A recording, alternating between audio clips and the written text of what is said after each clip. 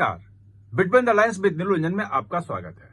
आज हम बात करेंगे आरएसएस की और नरेंद्र मोदी प्रधानमंत्री की। प्रधानमंत्री ने लाल किले के प्राचीर से राष्ट्रीय स्वयंसेवक संघ की खूब सराहना की।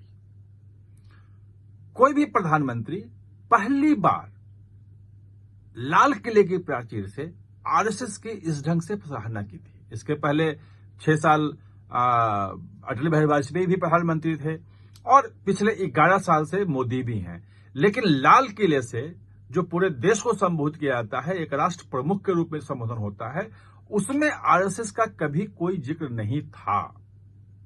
इस बार जो जिक्र किया है, इसके पीछे क्या कारण हो सकता है, ये समझना जरूरी है। और खास तौर पे उस परिप्रेक्ष्य में जब 2024 के इलेक्शन में ये कहा जा रहा था कि संघ ने सहायता नहीं की और इसके कारण से सीटें 240 रह गईं भाजपा की। उसके बाद दिल्ली में, महाराष्ट्र में और हरियाणा में संघ ने खूब सहायता की तो भाजपा जीत गई।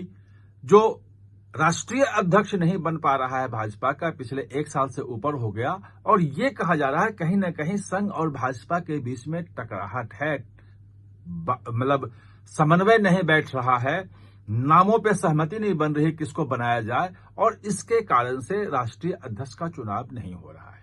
यानी कि चर्चा में संघ और भाजपा के शीर्ष नेतृत्व के बीच में मुद्दे पे मतैक्य नहीं होना एक बड़ी वजह मानी जा रही है। इस बीच में जो मोहन भागवत हैं, उनके कुछ बयान आ जाते हैं।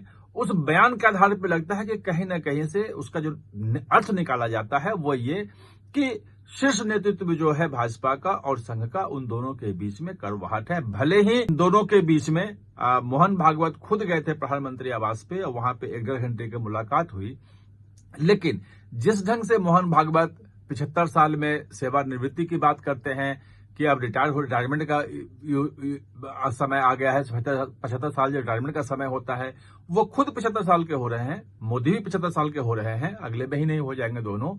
तो ये भले सीधे सीधे मोदी को लेकर न कहें वो, लेकिन उसका अर्थ जो है वो यही निकाला जाता है और मोहन भागवत के बारे में जाना जाता है कि वो बिना सोचे समझे कोई भी शब्द नहीं बोलते हैं, कोई ना कोई मैसेज देना चाहते हैं। अभी पिछले हफ्ते ही उन्होंने कह दिया कि देश में शिक्षा की और स्वास्थ्य की स्थिति बहुत ही खराब है, बदतर है, तमाम चीजें उसके बारे में बोल दी। ये भी लिया गया कि कहीं ना कहीं से वो मोदी सरकार से नाराज हैं और वो उसकी खामियां बता रहे हैं। कहने वाले लोग तरह तरह के उसमें उसकी व्याख्याएं कर रहे हैं, निकाल रहे हैं। संघ से अगर किसी से बड़े अधिकारी से पूछो तो कहते हैं कि एक परिवार है, परिवार में आपस में मतैक्य होता है, लेकिन हम जितने भी फैसले हैं आपस में परिवार में लोग मिल बैठ करके सब सुलझा लेंगे। लेकिन अगर इतनी आसान बात थी तो फिर 1 साल से एक राष्ट्रीय अध्यक्ष का फैसला क्यों नहीं हो पाया? मतलब संघ किसी को थोपना चाह रहा हो, यह भी सामने बात नहीं आ रही है।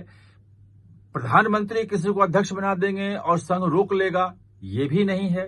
लेकिन ये कहीं ना कहीं से इतना जरूर है कि प्रधानमंत्री और भाजपा ये नहीं चाहते हैं, प्रधानमंत्री भी नहीं चाहते हैं कि ये मैसेज जाए कि संघ से बिना पूछे हमने कुछ कर दिया है, राष्ट्रीय अध्यक्ष बना लिया है या कोई भी फैसला ले लिया है। यानी कि इस ढंग के जब संबंधों के बारे में तमाम तरह की चर्चाएं चल रही हैं और तरह तरह के कयास लगाए जा रहे हैं, राष्ट्रीय अध्यक्ष तक को लेकर के सब मुद्दा आ रहा है, वो संघ और भाजपा के बीच की दूरी जो है इसी पे जाके टिक जाता है। ऐसे में प्रधानमंत्री का बयान ये खास है और इसको समझने की जरूरत है। ये सामान्य बयान नहीं है कि उन्होंने संघ की तारीफ कर दी, क्योंकि खुद स्वयंसेवक हैं, खुद प्रचारक रहे हैं और आज भी स्वयंसेवक हैं, प्रचारक हैं, क्योंकि शादी उन्होंने की नहीं, घर परिवार से कोई मतलब नहीं है, अकेले हैं। तो और संघ आयु बहुत लंबी है, 13-14 साल की उम्र में शायद शाखा जाना शुरू किया था और आज तक का उम्र देख लीजिए तो 60 साल का होगा। मोहन भागवत जी की जो संघ आयु होगी लगभग उतनी ही होगी, दोनों की जो वैसे आयु भी है लगभग। संघ आयु का मतलब यह है कि जिस समय से आप शाखा जाना शुरू करते हैं, संघ में आपका प्रवेश करते हैं और तब से लेके आपकी आयु कितनी हुई तो उसको संघ आयु बोलते हैं। मैं थोड़ा सा समझा देता हूं कि संघ की मतलब आरएसएस की क्या उसमें टर्मिनोलॉजी है उसके हिसाब से। तो ये जो मोदी ने लाल किले के प्राचीर से और संघ को संबोधित नहीं किया, संघ के प्रमुख की मोहन भागवत की तारीफ नहीं की, उन्होंने स्वयंसेवकों की तारीफ की। उन्होंने जो स्वयंसेवक जो हैं वो अपना सब कुछ खत्म करके राष्ट्र सेवा के लिए, व्यक्ति निर्माण के लिए जो त्याग किया है, जो तपस्या की है, उसकी सराहना की। और देश के जो करोड़ों स्वयंसेवक हैं सीधे उनको संबोधित किया और कहा कि आपका जो ये त्याग है, आपका जो समर्पण है और राष्ट्र निर्माण के एक ध्येय लेके जो आप चल रहे हैं, मैं उसको नमन करता हूं।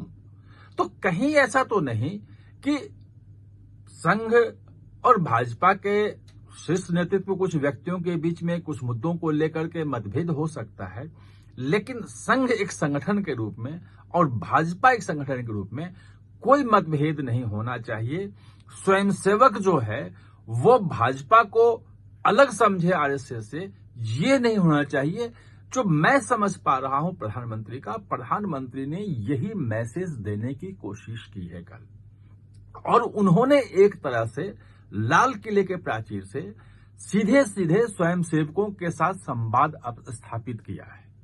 देश में करोड़ों स्वयंसेवकों को यह संदेश दिया है कि आपका एक स्वयंसेवक देश का प्रधानमंत्री है और जो राष्ट्रीय स्वयंसेवक संघ है, जो उसका संस्था है, उसका आदर करता है और उसकी चीजों को अपने हिसाब से रखता है, अपने चिंता में शामिल रखता है, अपने कार्यक्रमों में देता है। और उसके बाद ही उन्होंने जो स्वयंसेवकों की जो सबसे बड़ी चिंता जो देश के लिए है, जो संघ की चिंता भी आती है सामने, स्वयंसेवक मतलब संघ की चिंता आती है, वो अवैध घुसपैठियों का है। पिछले 40-50 साल से जो अवैध घुसपैठ है एक बड़ा मुद्दा बना हुआ है।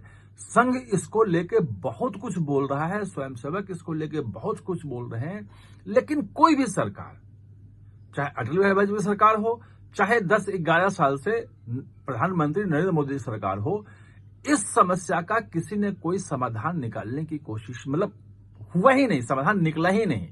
बातें बहुत हुई और ये कह दिया गया कि ये राज्य सरकार का विषय है, और आसाम में चूंकि उनकी सरकार आ गई है भाजपा की, इसलिए वहां घुसपैठ काफी हद तक कम हो गया है, वहां लगभग न के बराबर हो गया है।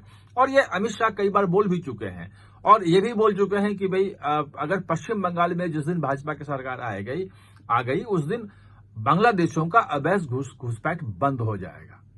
लेकिन बात इतनी से बनती नहीं। पहली बार प्रधानमंत्री ने कहा है कि इसके लिए हाई पावर्ड जो है डेमोग्राफी मिशन जो है स्थापित किया जाएगा, यानी कि जनसांख्यिकी का, जनसंख्या का जो असंतुलन हो रहा है अवैध घुसपैठ के कारण, उसके पूरे कारण देखे जाएंगे, क्यों हो रहा है, कैसे हो रहा है, उसको कैसे निपटा जाए। अभी तक राज्यों के पास ये पावर था, राज्य ही इसको हैंडल करते थे, और राज्य जो है वो पॉलिटिकल कारण से इसमें फैसला नहीं ले पाते थे।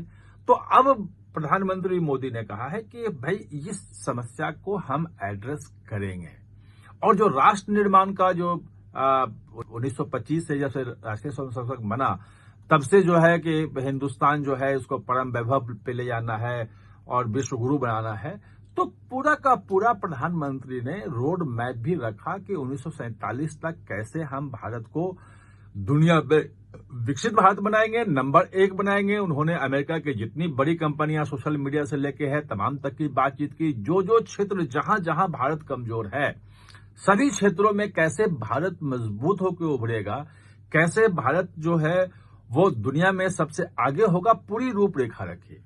370 पहले खत्म हो चुका है अनुच्छेद, राम मंदिर बन चुका है, जो यूसीसी का जो है समान नागरिक संहिता का जो मामला एक संघ स्वयंसेवकों का रहा है, वो उत्तराखंड में हो चुका है, गुजरात में हो रहा है, बाकी देश में लाने की बात हो रही है। वो तमाम चीजें वो उनके मुद्दे आ रहे हैं।